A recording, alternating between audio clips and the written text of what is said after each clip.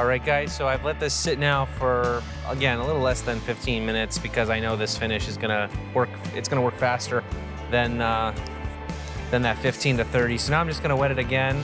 And again, this bottle's getting a little low, so I'm gonna go as far as I can doing the misting.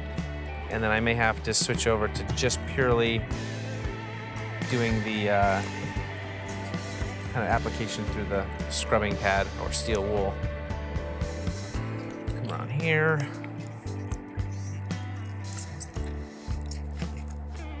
All right, just wet it all. Again, the wetter it is, the more it'll cut through. So conserving might seem like a good idea. You might want to not put on as much, but generally speaking, if it's nice and wet, it will cut through faster. It's just the way that it works. So you're gonna wanna get it as wet as you can. The first coat I usually say go a little light, just so it kind of grabs and tacks onto it, and then from there, you can just keep building. But that should be plenty. Then I'll do the scrubbing next. So I'm gonna take some steel wool. This is my old steel wool from the sides, and I'm actually going to just dip it and see if it'll start to remove. And again, this may not change in color, and I can feel it's changing. The friction changes, so you could tell you're cutting through the finish, but you're not cutting into the color. Now this is because my guess, from what I've known of these legs, is typically they are dyed. They're dyed really dark black, and then they're clear coated. And that's where you're not seeing that dramatic change in color, because it's not a toned finish like the body was, where it comes off. This is actually a dyed wood and then clear coated.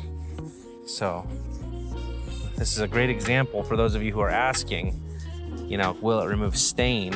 It does not remove stain. It removes pigmented finishes, which sometimes if you're watching people use QCS on social media and over the internet, you'll see that they're getting their pieces really light, and you're wondering why yours won't be doing that. And it's because your piece may not be a toned finish. It might actually be dyed or stained, and that's going to give you some trouble when it comes to getting the color out. You're going to have to sand it. Like if I wanted to get this light, I would have to sand and sand and sand this to get it light. And even then, you may not get below that dye, because they may have dyed it really dark, so it may have really seeped into the wood, especially on end grain.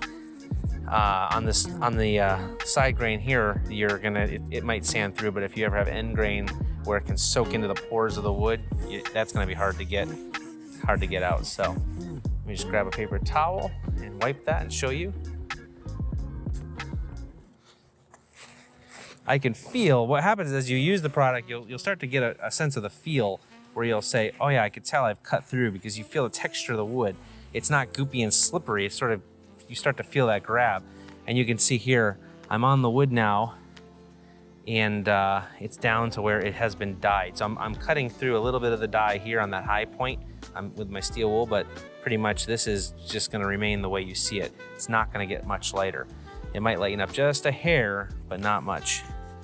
And so that's where, don't be discouraged by that. That's not the job of QCS or any stripping agent to get through this. It just needs to get through the finish.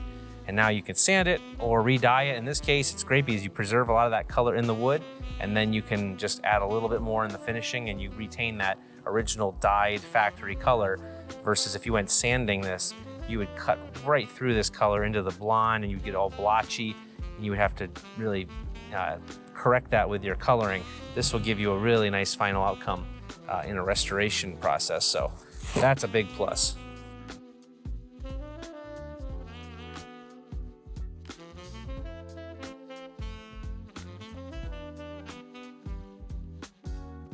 As you're scrubbing, you might feel it get a little tacky in an area, or I should say while you're wiping it, you might feel that it just feels a little bit tacky. And that means there's probably a little bit more finish on there. And so you're just gonna kind of go back and hit those areas. And your goal is just to get all that surface coating off and get it to where you're right down to the top surface of the wood. And then from there, you can, move to the next phases when you're at that point. But right now I can feel that it's still grabbing in a couple of spots. So you can kind of move away from an area and go back to it, but you're gonna wanna get all that off to where you can feel it just kind of, your cloth is just sliding on the wood. There's no friction, no weird stickiness. That stickiness is not the residue of the stripper. That is remaining finish that you have not gotten off yet. So when we get emails and questions about how do you get off the residue of the product, or the QCS seems to make the surface sticky, it's because you probably haven't gone over it enough times to get the surface fully cleaned to where you're down to that raw wood. Once you're down to raw wood, you won't feel that clingy, sticky feeling anymore. You'll feel like a nice smooth.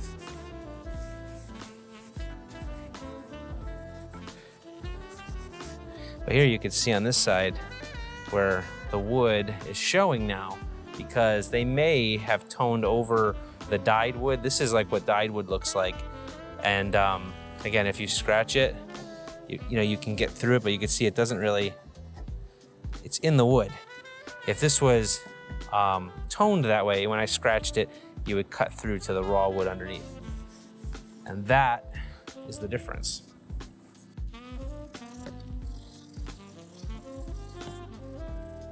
As you're going along, don't worry about being perfectly clean at first, because you're gonna go back over it and do a final cleanup. So you're just trying to get it to where you get most of the residue off, and we're gonna go back and clean it up even more as we get further along. One reason to wear gloves is not because of the danger of QCS, but the danger to your manicure and your beautiful hands. I no longer have the beautiful hands I started the day off with, but that is okay. It's just proof that I do things during the day. You want people to think that you're working hard. I mean, you gotta, if you came back perfectly clean, people would wonder, did you do anything? So there's my proof to my wife. I did something today, honey. I'm a working man. All right, so I'm also cleaning up the surface around the legs. These in the factory, you can see the overspray like over here, where they lacquered or they finished. They did obviously use a toned finish because you could see that there is black on the surface, but they pre-dyed the wood. So it would appear to be a combination of the two. So they dyed the wood and then they put them on and then hit them with a solid pigmented like lacquer, black, to make it even a deeper black. And that's where some people think, oh, it was just lacquered black, but it does appear that they did like a two-step process on these, where they first dye the legs and then mount them, and then they go over it with the lacquer, the pigmented lacquer. Pretty much like spray painting them.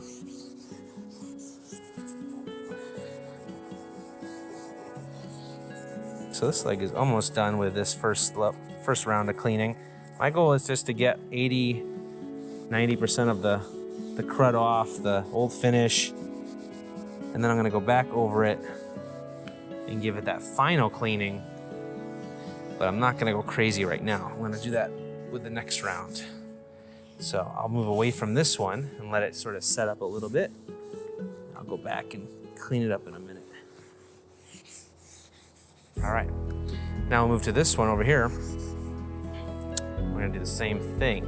Now you could, this is where it's tricky.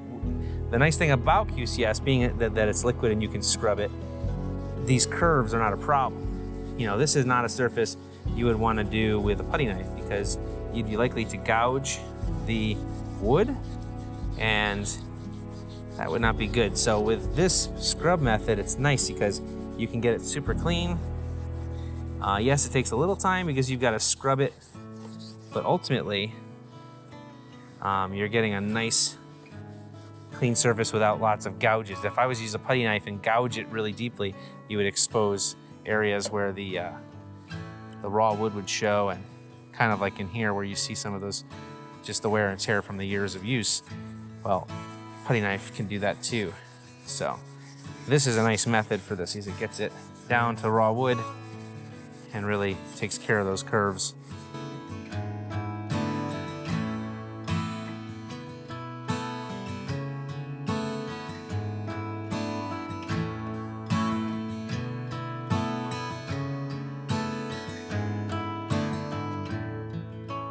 Now, like I've said earlier, I'm scrubbing this with bare hands. Now, everyone's skin is different, and some people have allergies. Other people just have very sensitive skin to just about anything. So I would recommend, and we recommend this, that you don't necessarily strip with bare hands just because you can. Just wear some light duty gloves to be extra safe. But I'm just doing this to show you that the worst thing that's gonna happen is that I'm gonna have to clean up my hands later, where if I wore gloves, I wouldn't have to do that. So gloves just make it easier and ensure that you won't have any issues down the road with any kind of a reaction to your particular skin, because we're all different and we all have different reactions to different things. So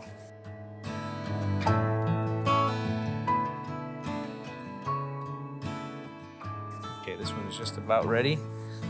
You start to learn the feel of it. You can kind of feel when you cut through, because you feel the steel wool kind of grabbing the wood more, and it's not just kind of slipping over the surface. And that's kind of how you know that you've gotten down to the raw wood. We're so fortunate.